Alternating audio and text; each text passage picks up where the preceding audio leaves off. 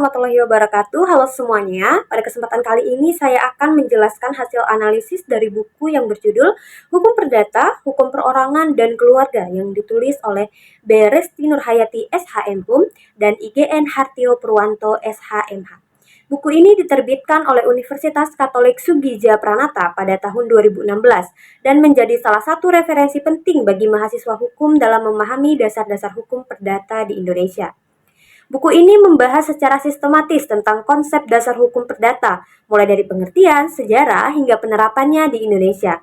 Penulis berusaha memperkenalkan bagaimana hukum perdata mengatur hubungan antara individu satu dengan individu lainnya, baik dalam kehidupan pribadi maupun dalam keluarga. Hukum perdata sendiri mencakup dua bidang besar, yaitu hukum perorangan dan hukum keluarga.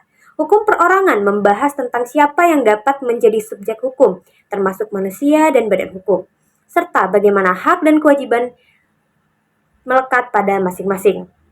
Sedangkan hukum keluarga menguraikan tentang hubungan hukum dalam perkawinan, kedudukan anak, harta bersama, hingga perwalian.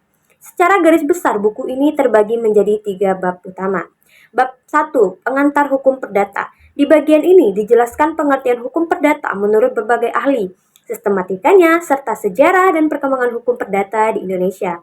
Penulis juga menguraikan bagaimana hukum Belanda, khususnya Burgerlijk Wetboek atau BW, berpengaruh terhadap sistem hukum perdata di Indonesia melalui asas konkordansi.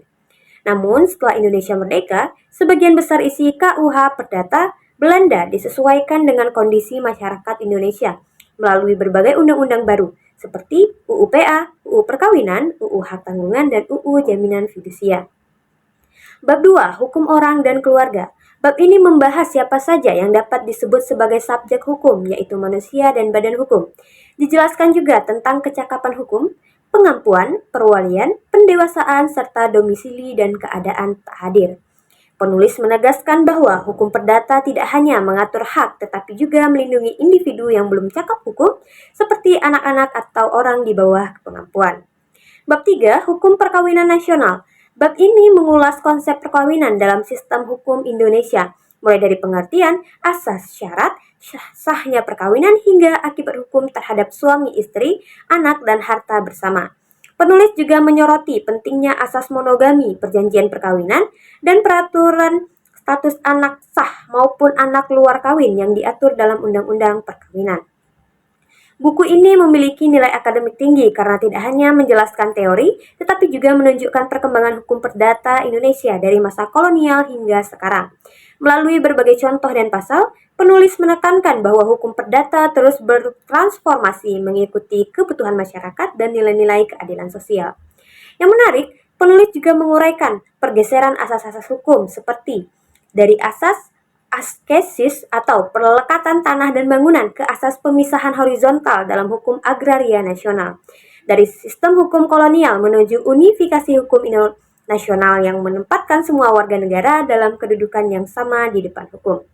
Secara keseluruhan, buku Hukum Perdata, Hukum Perorangan dan Keluarga ini memberikan pemahaman menyeluruh tentang struktur, asas, dan perkembangan hukum perdata di Indonesia.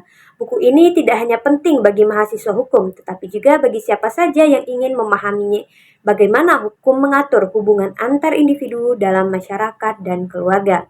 Melalui karya ini, penulis berhasil menghadirkan panduan yang jelas, sistematis, dan mudah dipahami tentang bagaimana hukum perdata menjadi dasar dari setiap aspek kehidupan manusia dalam bermasyarakat.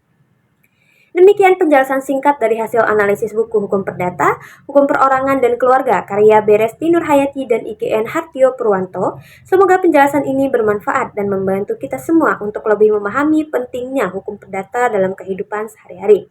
Saya akhiri, wassalamualaikum warahmatullahi wabarakatuh.